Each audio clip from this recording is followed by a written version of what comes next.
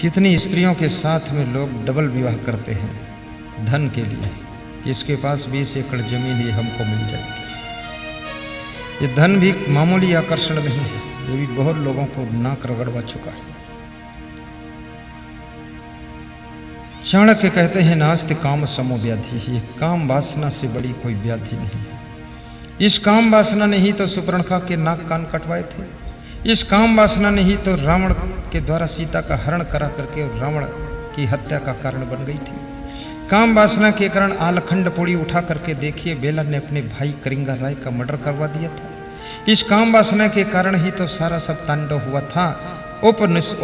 सुंद उपसुंद दोनों भाई बड़े योद्धा थे, काम वासना के कारण ही आपस में लड़कर मर गए थे। ये काम वासना ने कितना बड़ा विकराल खेल किया है। काम वासना के कारण ही तो रानी पिंगला में मोहित होकर के राजा भर्तृहरि ने जब सत्य को देखा तो पिंगला को छोड़ करके संन्यास ले लिया था। ये साधारण चीज नहीं है। और जो काम वासना को जीत लेता है, याद रखना संसार में सपने में भी उसको दुख नहीं होता है। काम विजय जय पत्र है, जा घट चेतन माही, और भाग्य प्रबल ते जीव की बोध गुरु मिल जाही, बोध गुरु मिल जाही। इसको जीतना बहुत बड़ी जीत है। या ही विजय से विजय सब, या ही हारे से हारे, स्वतः स्वतंत्र स्वरूप तुम देखो हृदय विचार। इसको जीतो। नास्त काम समो व्याधि, नास्त मोह समो रिपुः, और मोह से बड़ा कोई तुम्हारा दुश्मन नहीं है। मोह बड़ा शत्रु है। मोह तुमको बांधता है, मोह रुलाता है, मोह बार बार जन्म दिलाता है, मोह दुनिया में भटकाता है, मोह तुमको दुख देता है। और मोह के कारण ही तुम जिंदगी भर रोते रोते तुम बीत जाते ही और तुम कभी सुखी नहीं हो पाते हो। इस मोह के धागे को तोड़िए और प्रेम की रस्सी जोड़ लीजिए और मोह को हटा दीजिए। प्रेम तो सबसे कीजिए पर मोह किसी से मत कीजिए।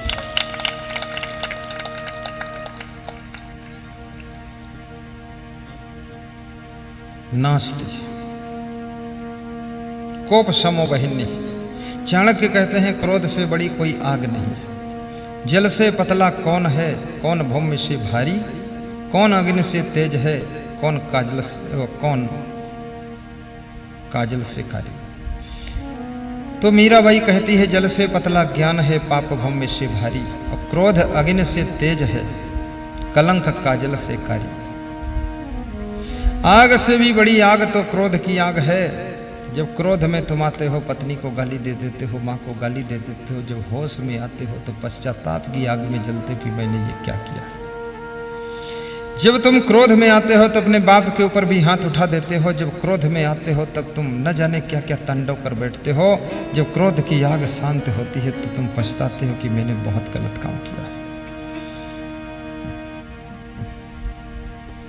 कपिल मुनि के क्रोध ने मारे सगर के पूत, सनकादिक ने क्रोध करी राक्षस की हरिदूत। क्रोध सबन को काल है, क्रोधई है जंजाल, शिव दुर्वासा क्रोध बस बहुते भय बेहाल। निज कर लागई निज तन अंगुर गई, निज आंख दसन चबाई, जीव निज काको क्रोध कर भांखे। इस दुनिया में अगर सहना नहीं सीखोगे तो शांति से जी न सकोगे, और गम खाना आ जाएगा तो दुनिया में तुम जहां रहोगे वहीं शांति पा जाओगे। गम खाना सीख लो। दूसरों की अच्छी बातों को सुन करके उनको धन्यवाद दीजिए। दूसरों की अच्छी बातों को मान भी लीजिए। और कोई तुम्हें अच्छी बात बताता है उसमें तुम्हारा ही कल्याण है, उसका कोई स्वार्थ नहीं। और सबसे अच्छी बात बताने वाले तुम्हारे दादा दादी माता पिता गुरु होते हैं और तुम्हारा सगा भाई होता है। इनसे अच्छी बात बताने वाला कोई नहीं होता है। कभी कभी तुम्हारी पत्नी भी अच्छी बात बताती है, कभी कभी पति भी अच्छी बात बताता है। जो अच्छी बात बताते हैं उनको अच्छे से धन्यवाद दे देना और मुस्कुरा कर कह देना कि तुमको मेरी बहुत चिंता रहती है, बहुत बहुत धन्यवाद।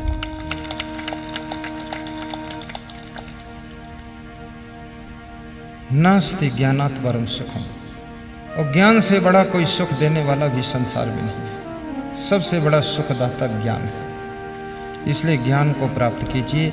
अहम शुद्ध चैतन्य ज्ञानम स्वरूपम अजरहम अमरहम अखंडम अनुपम। मैं अजर अविनाशी हूँ, मेरी मृत्यु नहीं होती है। मैं आत्मा हूँ, मैं शरीर नहीं हूँ। ये संसार सब मृत्युलोक में कोई अमर नहीं है, सबको एक दिन जाना पड़ता है। वासना बंधन है, उपासना भक्ति मुक्ति की चाबी है।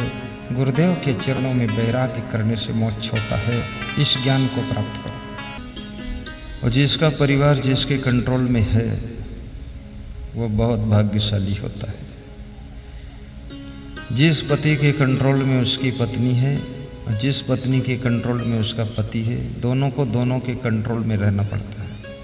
यदि आप चाहते हो कि मेरी पत्नी मेरे कंट्रोल में रहे तो सबसे पहले तुम अपनी पत्नी के कंट्रोल में हो जाओ, तो वो तुम्हारे कंट्रोल में हो जाएगी। अगर तुम कंट्रोल से बाहर रहोगे तो वो तुम्हारे कंट्रोल में कभी नहीं होगी।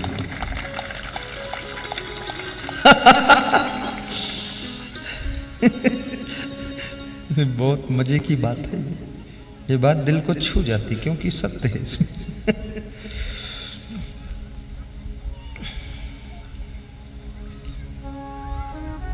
वाह वाह। देखने के लिए आपके पास में कौन सी इंद्री है, उसका नाम है आंख, जिसको जूलॉजिकल लैंग्वेज में कहते हैं नेत्रेंद्री। नेत्र के द्वारा तुम दुनिया के सभी रूपों को देखते हो। ये छोटी सी आंख पूरी दुनिया को देखती है। और आंखें दो हैं, कान दो हैं, ये डबल इंद्रियां हैं। क्योंकि तुम्हारी गलती से एक आंख फूट जाए तो दूसरी आंख से तुम रास्ता देखकर चल सको, इसलिए डबल सिस्टम। तुम्हारी गलती से तुम लकड़ी कान में डालो और कान बहरा हो जाए, या कान का पर्दा फट जाए तो दूसरे कान से जिंदगी का काम चल सके। कितने बच्चों ने अपने कान में लकड़ी डाल के कान का पर्दा फाड़ दिया है, और जब कान का पर्दा फट गया तो उसमें रुई घुसेड़ करके घूमते रहते हैं। उसमें से मवाद बहती रहती है। इसलिए हमारे ज्ञानी संतों ने कहा है कि नाक में अंगुली, कान में तिनका, मत कर मत कर मत कर। नाक में अंगुली, कान में तिनका, मत कर मत कर मत कर। आंख का अंजन, दांत का मंजन, नित कर नित कर नित कर। बहुत बड़ी बात है।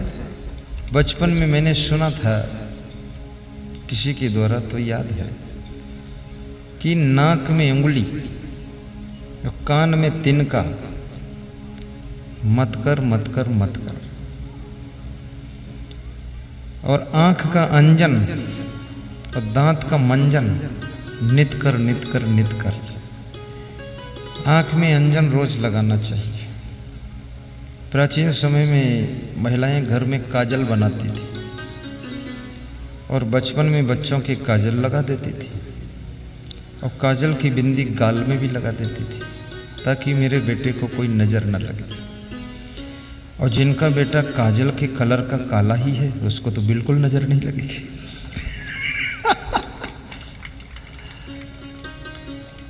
कितने लोग मकान बनाते हैं, मकान के ऊपर एक हंडी टांग देते हैं और हंडी में रेखा चित्र बना देते हैं, काल भैरव का फोटो।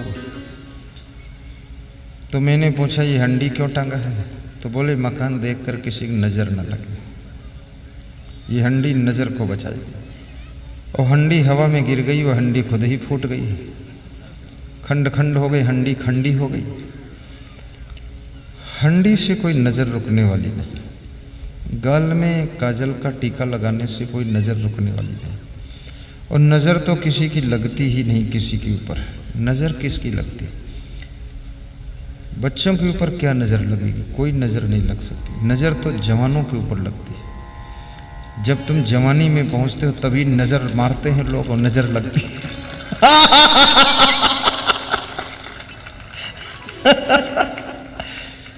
तुम इशारा समझ जाते हो, इसलिए खुश बहुत होते हो, क्योंकि इसमें बहुत लोगों को नज़र लग भी चुकी। बहुत तो नज़रों के मारे घायल पड़े, चिल्ला रहे बेडरूम में, हाय रे हाय रे।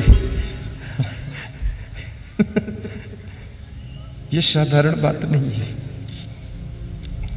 नज़र का लगना। इसलिए कहते हैं कि डंडे का मारा बच सकता है, बंदूक की गोली का मारा भी बच सकता है, लेकिन आँख का मारा बचना है ही नहीं, नज़र का मारा जिंदगी खत्म। इसलिए याद रखना, कोई तुम पर आंख मारे तो कह देना डंडा मार लो, लेकिन आंख मत मार।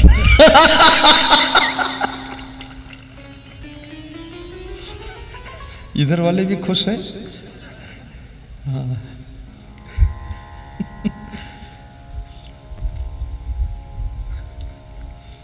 तो ये नेत्रेंद्री ये रूप को देखती है।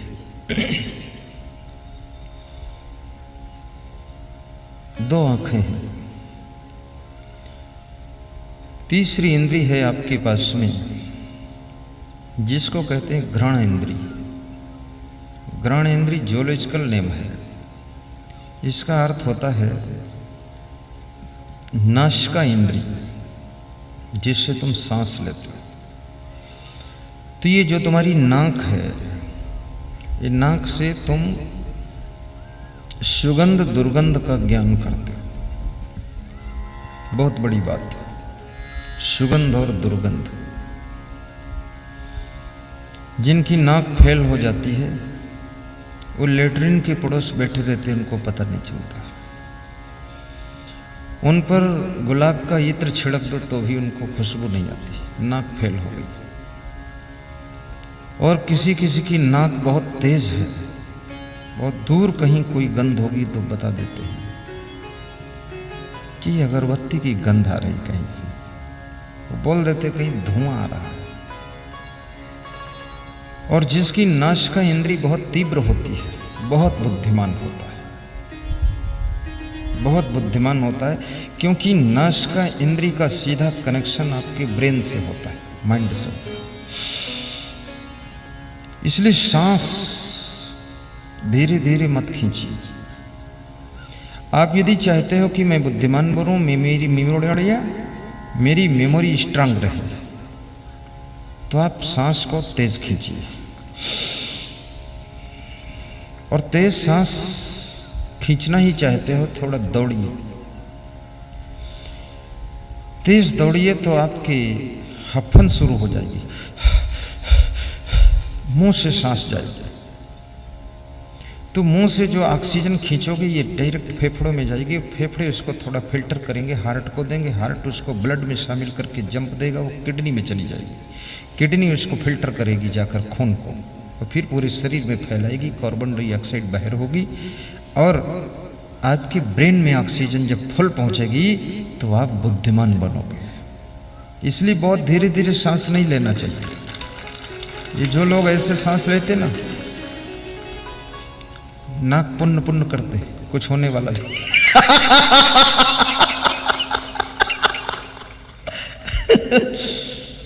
तेज सांस लीजिए,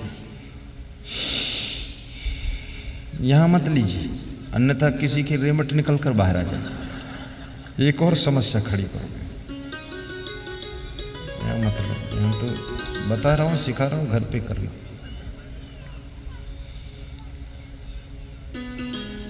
और सुबह सुबह यदि ऐसा कर लो आप,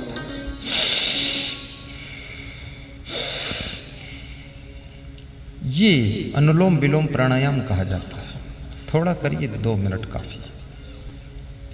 बाकी काम इतना कीजिए कि आपकी सांस फूलनी चाहिए, इस तरह होना चाहिए। जो ये बाबा रामदेव कपालभाति सिखाते ना, ऐसे ये कपालभाति तो तुम दौड़ोगे तो अपने आप चालू हो जाएगी। तुमको कोई रपटाए, तुम भागो तो कपालभाति स्टार्ट। ये कपालभाति, ऐसा कुत्ते जब भागते हैं उसके बाद कपालभाति करते, ये कपालभाति। वो बाबा रामदेव तुमको सिखा रहे हैं कि जिस कपालभाति को कुत्ते रोज दिन में 10 बार कर लेते हैं। आप घोड़े को देखिए पहले, घोड़ा क्या करता है? घोड़ा जब खाता है तो खाते खाते बीच बीच घोड़ा, आपने देखा होगा, गौर से याद करो, तो करता है फुर फुर। ये क्या है फुर? जब वो फुर करता है तो जो भी खाया है वो भी फुर हो गया, सब हजम हो गया। फिर घोड़ा जब चलता है उसकी पीठ पर तुम बैठो या पीठ पर बग्घी बंधी हुई है तो घोड़ा बीच बीच हंसता है। हंसता इसलिए है क्योंकि बैठने वाले तो कसर रखने वाले नहीं, अब रो रो कर खींचो तो कोई फायदा भी नहीं, इसलिए वो हंसता ही कि इस जन्म में बैठ लो, अगले जन्म में मैं तेरी पीठ पर बैठूंगा। ही बहुत मजेदार। मैं कई बार घोड़े से भी सीखता ही क्यों करता है तो इसलिए हंसता है।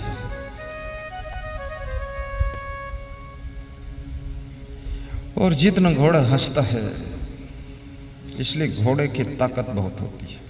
कोई भी गाड़ी इंजीनियर लोगों ने बनाया है तो इस गाड़ी को हार्स पावर दिया, हाथी पावर नहीं, हार्स पावर। ये भैंसा पावर नहीं, भैंसा की भी ताकत होती है, भैंसा की ताकत होती है, लेकिन भैंसा मूर्ख होता है। भैंसा भैंसे को देख करके बहुत क्रोध आता है, कुत्ता कुत्ते को देखकर क्रोधित बहुत होता है। अगर आदमी आदमी को देखकर क्रोधित हो तो किसी जन्म में वो कुत्ता और भैंसा जरूर रह चुका है। वो संस्कार उसके गए नहीं। आदमी आदमी को देखकर तो खुश होना चाहिए।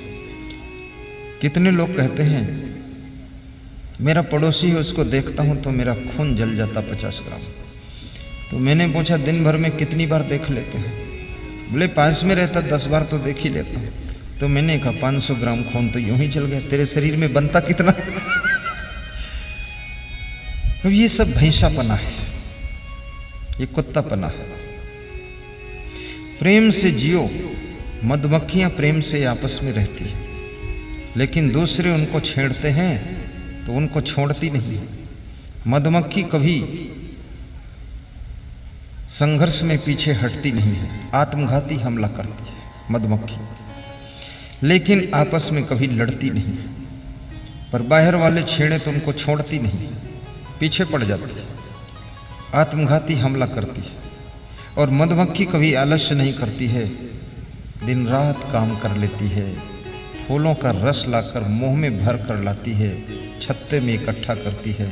उस रस को निचोड़ करके तुम खांसी की दवा में ग्रहण करते हो, और मधुमक्खियों का जूठा रस सभी लोग ग्रहण कर लेते हैं। भगवान की सत्यनारायण की कथा में भी वो पड़ जाता है, पंचामृत में डाला जाता है। तुम गुरु का चरणामृत लेने में सोचने लग जाते हो लूं कि ना लूं, और ये मधुमक्खियां कौन गुरु हैं? इनका तो मुंह का जूठा लेते हो, और फिर पैर भी उसमें छुआती हैं। ये वो जहाँ शहद छत्ते में रखती है उसमें पैरों से पकड़ कर बैठी रहती है। ये पैर कब धोती हैं, स्नान कब करती हैं? आपको पता? किसको पता? किसी को पता नहीं। स्नान तो करती ही नहीं है। जो कभी स्नान नहीं करती, कभी पैर नहीं धोती और कभी मुंह में मंजन ब्रश नहीं करती हैं, उनका जूठा पैरों से छुआ हुआ मधुरस तुम खा लेते हो, लेकिन कहते गुरु जी का चरणामृत कैसे लूं? अरे दौड़ कर ले लेना। उद मधुरस से तो केवल बीमारी जाएगी, और गुरु के चरणामृत से तो जन्म मरण की बीमारी चली जाएगी, मोक्ष हो जाएगा।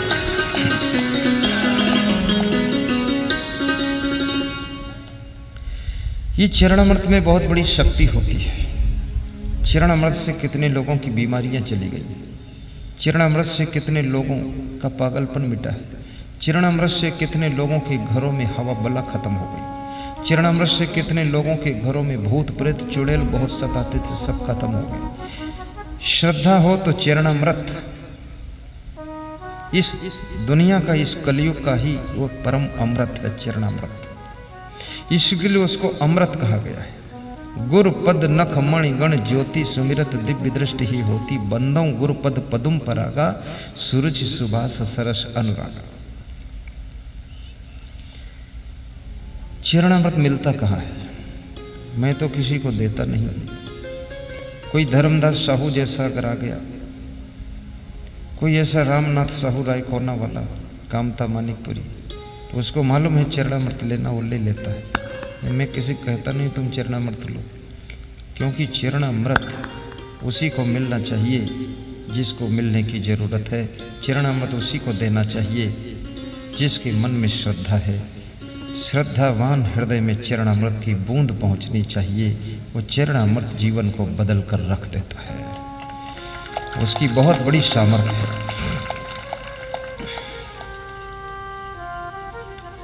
तो ये नासिका इंद्री ये सूंघने का काम करती है। और तीसरी ज्ञान इंद्रिय आपके पास में है जिसका नाम है, क्या नाम है, जिसको कहते हैं जीवा इंद्री, जो स्वाद लेने का काम करती है। जीभ है ना आपके पास मुंह में, जीभ ये स्वाद का काम करती है। कैसा भी स्वाद हो, जब तक जीभ पर टच नहीं करोगे तब तक आपको पता नहीं चलेगा। आंखें स्वाद का ज्ञान नहीं बता सकती, कान स्वाद का ज्ञान नहीं दे सकते, नासिका स्वाद का ज्ञान नहीं दे सकती, ये त्वचा भी स्वाद का ज्ञान नहीं करा सकती है। एक इंद्री अपने ही विषय का ज्ञान करती है। जैसे स्कूल में टीचर होते ना, इंग्लिश सब्जेक्ट, विषय को इंग्लिश में सब्जेक्ट भी कहते हैं।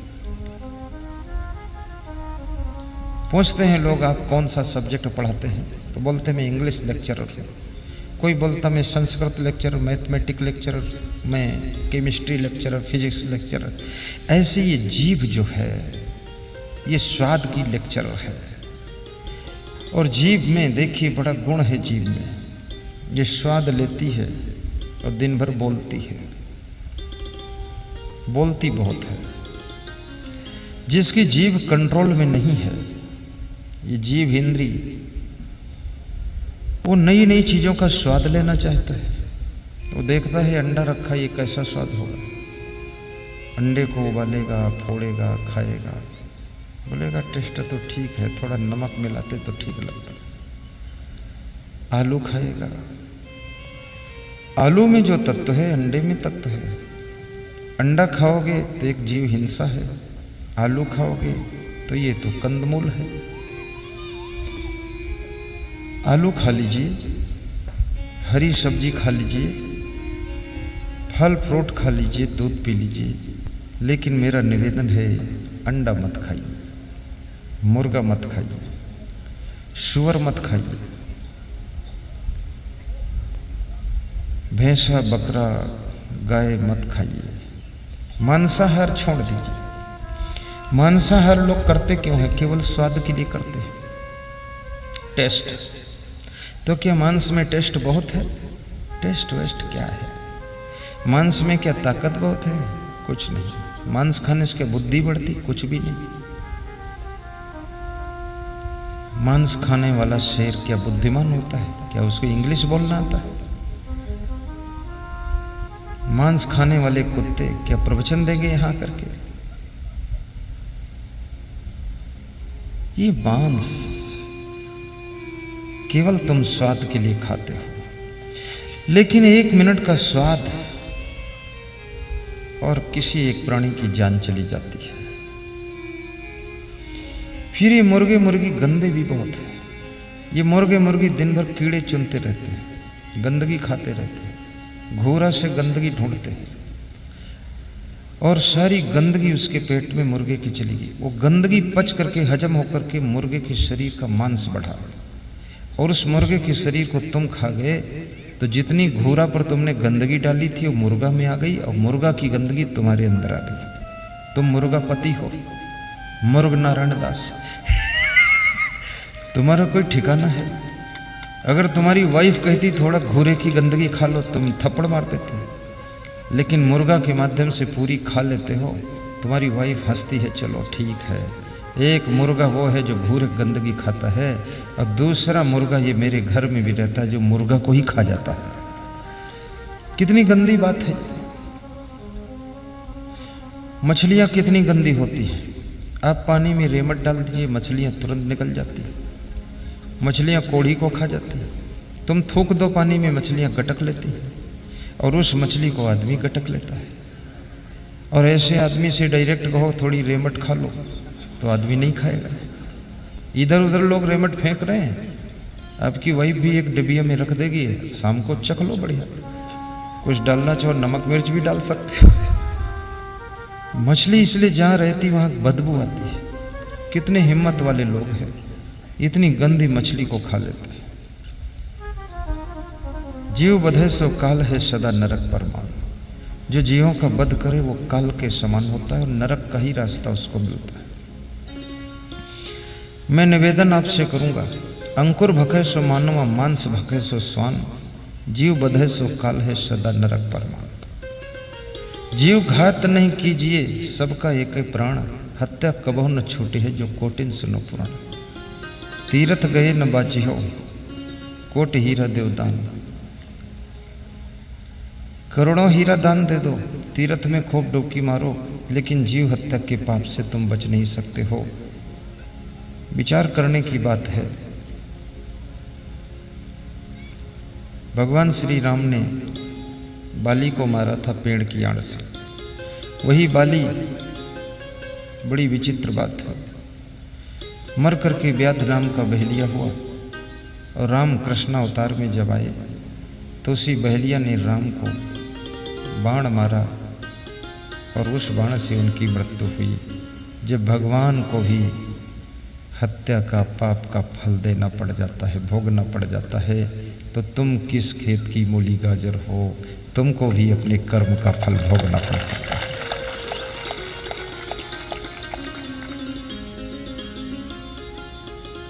किसी को गलत सताइए भी मत।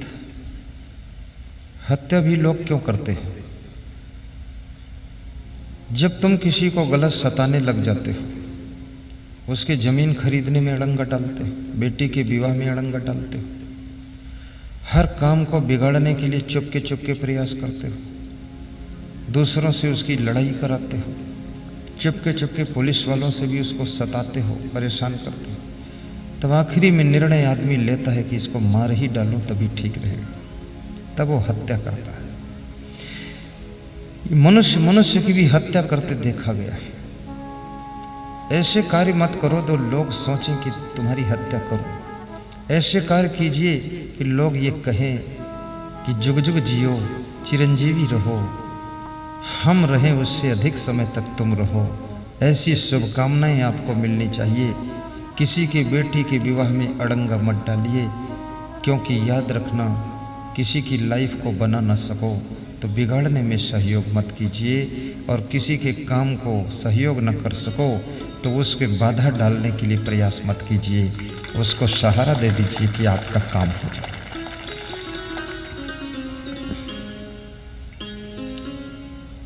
और विवाह करने के लिए भी किसी की शक्ल कम अच्छी हो लेकिन विवाह कर लीजिए।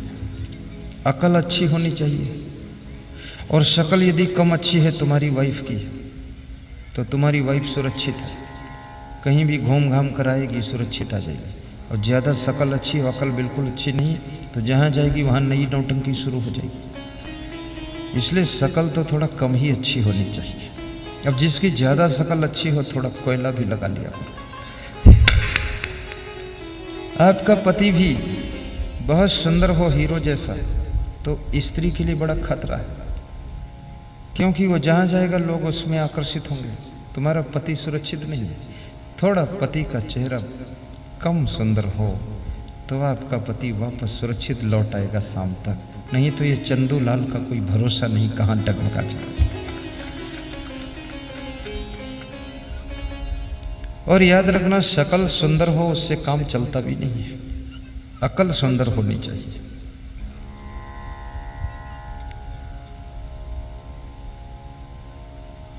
शक्ल से क्या लेना देना है? आप देखते हैं भैंस की शक्ल कोई सुंदर होती है? नहीं। और भैंस में कोई अकल भी होती है? नहीं। ना अकल है ना शक्ल है, लेकिन फिर भी भैंस की सेवा होती है। क्यों? क्योंकि भैंस में दूध देने का गुण है। याद रखना, अकल भी कम हो चल जाएगा और शक्ल भी अच्छी ना हो तो भी चल जाएगा। आप में गुण अच्छा होना चाहिए, तो आपकी सेवा करने वाले बहुत लोग तैयार हैं। भैंस में दूध देने का गुण है। गुण के ग्राहक सहस्र नर, बिन गुण लहै न कोई। दुनिया में हजारों लोग गुणों के ग्राहक हैं। गुणवान मनुष्य हजारों की सभा में शोभा पाता है। गुणवान साधु बनो। कल हमारे महंत जी बता रहे थे, कहाँ है महंत? कोई साधु के बारे में चर्चा कर रहे थे, नाम नहीं लूंगा, वो पीछे खड़े हैं महंत जी। आओ ना महंत, शुकालुदास कह रहे थे वो अच्छे हैं लेकिन उनमें क्रोधाग्नि थोड़ा ज्यादा है। क्रोध अब ये क्रोधाग्नि अवगुण है, करुणा होनी चाहिए। और छोटी छोटी बातों में अगर क्रोधित होते रहोगे तो जिंदगी में शांति भी नहीं पाओगे, क्योंकि जो कार्य तुम्हारे अनुसार गलत है वो दूसरे के अनुसार ठीक है।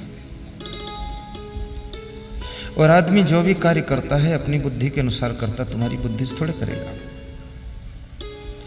इसलिए जो दूसरे के अंडर में कार्य है उसके कार्य में भी संतोष कीजिए